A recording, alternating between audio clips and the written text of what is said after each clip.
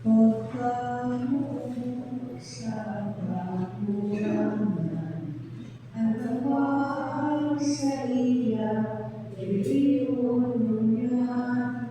Tumawon na sisaw, ang Diyos ang langit mo.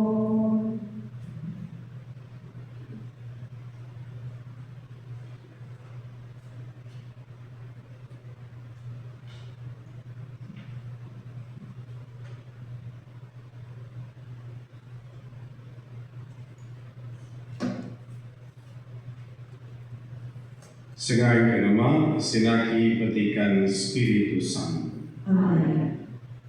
Ang kakurangan mapa sa iyo. Asin sa iyong Espiritu. Sa pag-atang niya kay Santa Misa, unang kaya para sa mga intensyones, nagkadagdag man niya para sa kasasabaran sa ilang anibersaryo isiliman kan sa ilang kumpleanyo. Si Father Noel Tria, sinsiring man para man sa kapos na nagaserbar kan sa ilang okasyon. Pamimiban niya at sinundumon ang kapos sa mga may helang, asin mga nagasikas na nag-helang, mga nasa karosaan, asin kadipisi lang ulog ng dahil naapektuhan kan mga linog, asin siliman hira, dumuntaman ang kapos sa mga kalag sa purgatorio. Tangayin man kita mininig na mag-atang kay Santa Misa, dumuntaman ang stima kasalan, agaling niya itong kapatawan sa Diyos, isiliman sa satuyang kapwa. Ika na silubos sa pagpaumay ka mga nagsusulsol, kagurangan mahera ka. Kagurangan mahera ka. Ika na pili sa pag-apod ka mga paragkasala, Kristo mahera ka. Kristo mahera ka. Ika na gatukaw sa to ka naman sa pagsurugan sa mo, kagurangan mahera ka. Kagurangan mahera ka. Perang manlugod sa tuwan Diyos na makakamhan, asin pagkapatawaran sa mga kasalan, darongan kita sa buhay na dahil kasagpuran. Amen. Pamibig kita. O Diyos, sa mga makakamhan sa mayong paglawasin kusog, kung dahil ka, maluyaman kami, tabangin man kami makasunod kay Kristo na mo kasi mabuhay, susugsa sa imong kabutan. Ininahagad mi, sa ngalan ni Kristo na sa mong kaguranan. Amen. Pagbasa sa ikadawang libro ng mga Hadid. Kan mahiling ni Atalia, ina ni Asiya, na sa iyang aking lalaki kadana, tumilindog asin pinuho niya ang ilog na banhi kan Hadid. Alagad si Joas, aking lalaki ni Ahasiya, kinua asin idinulag ni Hosaba, aking babae kanhade na si Joram, asin tugang ni Ahasiya. Kinua sa hitaan, taduman ko na kagadanon ang mga prinsipe, asin idinulag kaiba ang paraari. Si Joas tinago ni Hosaba, kaya dainagadan ni Atalia. Anong nataon si Joas nagtago sa templo ni kagurangan. Mantang si Atalia, iyo ang nagubuod sa banwaan. Alagad kan ikapitong taon, ipinaapod ni Hoyada ang mga kapitan asin ang katabuhan kan bantay. Pinaduman niya sa templo ni kagurangan, nagipagtipan siya sa inda. Pinasumpa asin ipinamiglig sa inda ang aking lalaki kanhade, si Joas. Ginibo kan mga kapitan ang ipinagbuod ni Hoyada na pali. Lambang saro, kaibaan sa ilang mga tabuhan, itong malaog sa pagbantay kan sabat, asin itong natapos pasana, nagduman sa pali na si Hoyada. Sa mga kapitan, itinaon niya ang mga garod asin kalasa ni Hadeng David na sinasaray duman sa templo. Ang mga soldados, lambang saro, may nagapta na armas, Nagpamugta poon sa parteng timog, sagod sa parteng amihan ng templo. Pinalibutan ng daan altar, kating ang templo. Dangan, iniluwas ni Boyada ang aki kan hade, asin itinugtap sa iya ang korona, asin ang insignia.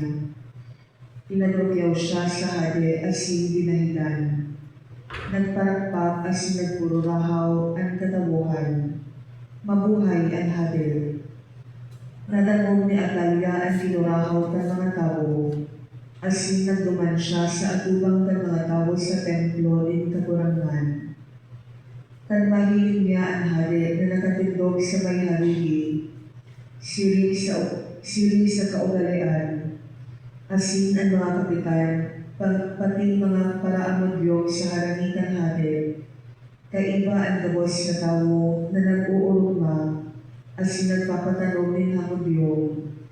Ginisip ni Atalia ang sa ilang gubing, asin nagpurahaw.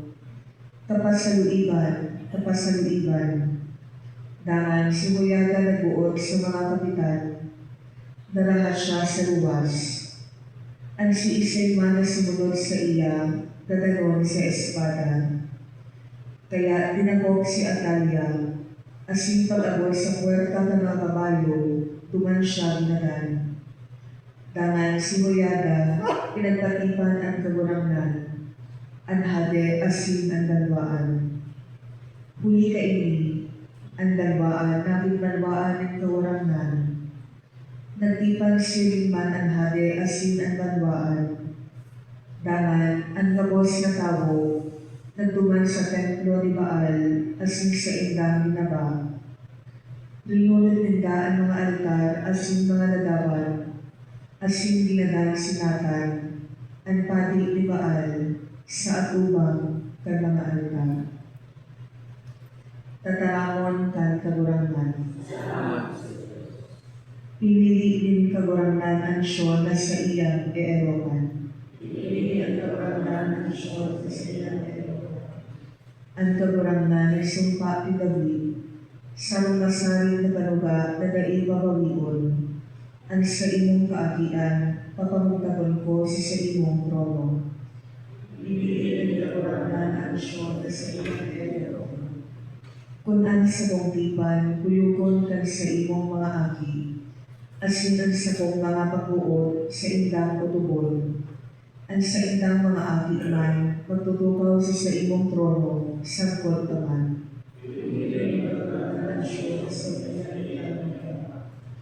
Huli na ang siyon, pinili din kawarangan, dinuot niya na maging sa ilang eerokan. Ang siyon iyo ang sabong kapahingaloan sa kod lamang. Diyan ako mag-eero, huli kami na uwot ko iyan.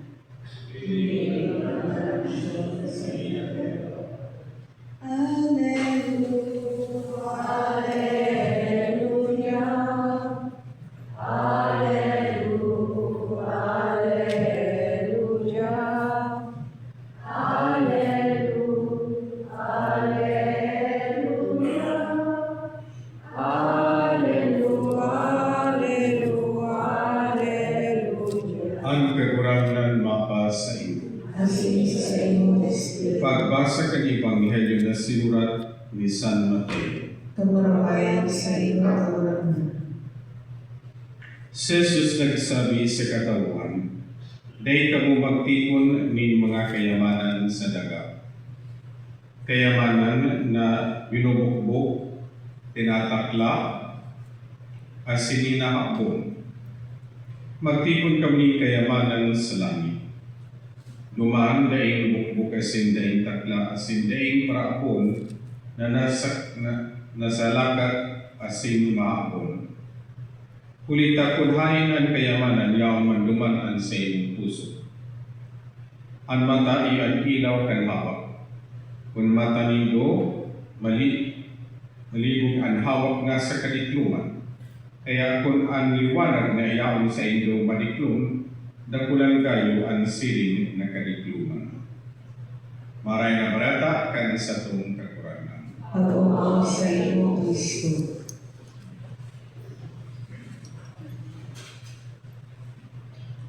Puso asin mata, kung pagilingon importanteng gayo sa hawak kang tao. Puso iyo ang nagtatao kan pagsirkular kan dugo sa lawas ta. Mata, iyo man ang bintana kan stuyang kala. Kung pagilingon ining duwa, aliyon ang saro, magkakaigo kita ni disability. In fact, sa disability, kagadanan. Alaga di itinawang kagurangan ang sarong patagit na sinsiling ng pagpagirugdo na kung ano man ang naon sa tuyang puso o bako man sa nastutugo kundi minamamot ka na sa tuyang puso. Iyo man ang tuyang minamamot man ka sa tuyang kalak. Kung ano man ang naihiling ka sa tuyang mata o minamamot na hilingon kan sa tuyang mata, iyo man kaya ang sa tuyang sitwasyon kan sa tuyang kalak. Kaya hindi pinagulong kan sa tuyang kekurangan. Totoo, kayamanan, importante, alaga, bako sa para sa diri kundi para sa ipaghiras. Kung ang sa iyong puso, iyaw sa iyong kayamanan sana, hanggang sa kinakbalan ka sana o magiging kinakbalan kita. Alaga, ang kayamanan kung ini ikairas, bako man kita sana ang magiging maugma, kundi itong tinakwan. O sabi nga ni, bako sana itong tinakwan, ang magiging maugma, kundi lalo na, doble ba ng kaugmahan ta? Kanahiling ta, na mas maugmaan sa tuyang kapwa kaysa tinita. Siling man, nahihiling ta, na sinda, nasa marayang kamuktakan, asin kita naging maugma.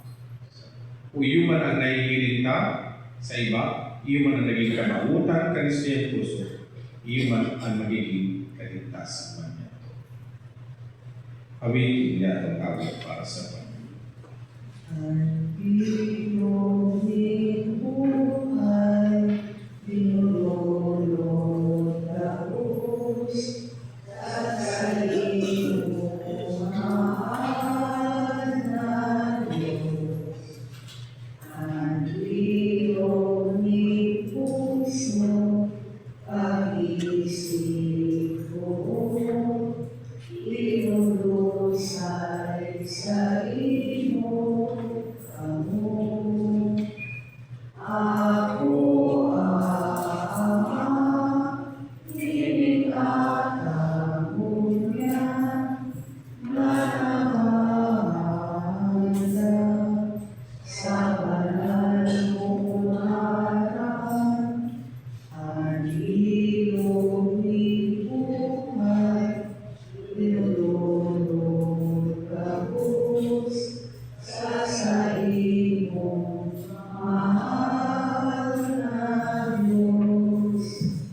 Mamibig kita mga tugang dengan iman ang sakwasin sa iyong atang, ako man ni Diyos amang makakamang. Ang sa inyong mga kamot, para sa pagmamahal na siyong pamarawayan ng sa iyanganan, para na sa pagilabang niya ito, at sa pagilog niyang gagal na simbahan. O Diyos sa kagurangan, sa osya sinarap na ini, tinatawag kami ng kakaroon para sa maghawak kasing kalab. Bagwaman ang sa mayang isip asin puso, tawi kami din kusog sa pagkamot asin paglingkod sa iyo. Ininahagad ni sa ni Kristo na sa buong kagurangan. Amen. Ang kagurangan mapa sa iyo. Asin sa iyo, Espiritu, Itaasan mga puso. initaas niya sa kagurangan. Magpasalamat kita sa Diyos na sa tuong kagurangan. Maniligo ang sila. Totoong maninigo asin dapat dadani sa minsan sa iyo. Magpasalamat kami sa iyo, Ama, Diyos na makakamanasinday katapusan, huli Kristo na sa mong kagurangan. Sa liputok na pagkamot sa mong ginigirunggong ansay kagadanan, alagad sa malaan na pagtubod sa mong rinurukyaw sa iyang pagkabuhay liwat sa malaan na pagtubod man sa mong malinahanan sa iyang mamuraway na pagbalik. Kaya sa kaiban kang mga angeles si Santo sa kalangitan, kami man din untuk minamit sa imong kamurawayan. Banal, banal, banal ang kauragan, Diyos di maapo, anangin na sindara, panutan sa imong kapabagayan, o sana sa kaitasan, pananan ang inaigay sa harap ng kauragan, o sana sa kaitasan. Kagurangan ikan ang banal, murabot kan gabos na kabanalan. Hinayatan pagkabanlubot kan senyis, pitangan para sa maginhawa kasi dugo na sa Kristo na sa mong kagurangan. Siya na sa lugaring nagbuot na kaubay sa pasyon. Nagwa siya kang tinapay kasi nagpasalamat tinaw sa mga disipulos asin nagsabi, mag-ako kamukabo sa sin magkakan kayo. Dahil sa kuyang hawa na idudulot para sa inyo.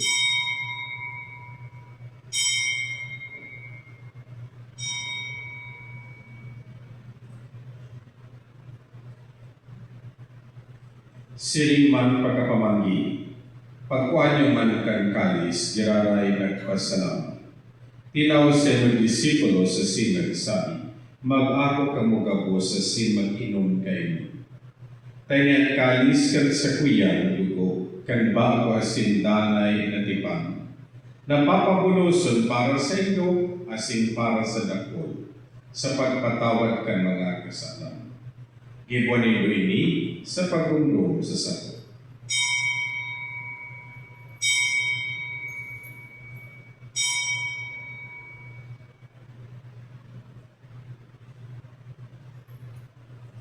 Misteryo kan pagtugon. Ang pagkagalan mong kagurangan, ipinapamarita niya mo, ang pagkabuhay mo liwan, ipinapahayag sa kod na ikaw ang Kaya kami nagumdong kan sa pagkagalan asin pagkabuhay liwat. Nagadulot sa imo ama kay ning tinapay ning buhay asin kalis ning kaligtasan na nagpapasalamat at pinapagkain mo ng mag-atubang asin maglingkod sa iyo. Kami nagpapakinabang kan hawak asin dugo ni Kristo pagsaroon manlugod kan Espiritu Santo. Ama, giunduman sa iyong simba na kalakop sa bilog na kinaban, tangaling malubos mo kami sa pagkamot kay baan sa mong Papa si Leon, ang sa mong Obispo si Joel at singgamos sa mga kapatian. Giunduman si Rickman ang sa mong mga tugang na nagadano sa paglaom na sinda mong buhay liwat. Sinda singgamos sa mga ganaan, drama lugod si liwanag kan sa ilalawon. Kay Rocky man kami gabos na namimibi, nagaling sa kaiba ni Santa Maria, Virgen na ina kan Diyos, ni San Jose, kaiba kan mga banal na apostoles sa Saint Santos, nga nagutub kan sa imong pagbuot sa gabos na kaumawan. Mag-umaw asi magkamuraway sa imo sirima, huli sa aki mong si Jesu Cristo. Huli sa iyo, sa kaiba niya, asin Espiritu Santo. Yaon sa iyo, Diyos sa mga makakamang, ang gabos na kaumawan asin kamurawayan, sa kapanahunan kan mga panahon. Amen. Ngunyan magkasawag kita sa pagpamibig kan naman niya tinukdo asin tinugol kan Espiritu kakurangan sa pagsabi. Ama niya mo na yaon sa langit.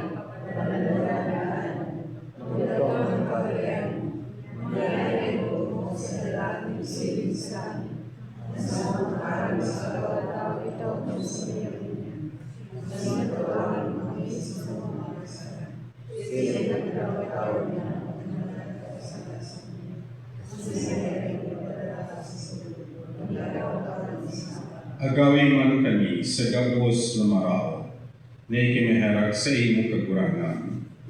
Warasan sa aldaw niyang katinungan, tanganin sa tabang kan sa iyong pagkera, maging dali katalingkas sa kasalan na sinilita sa gabos na kapulisawan, mantang kami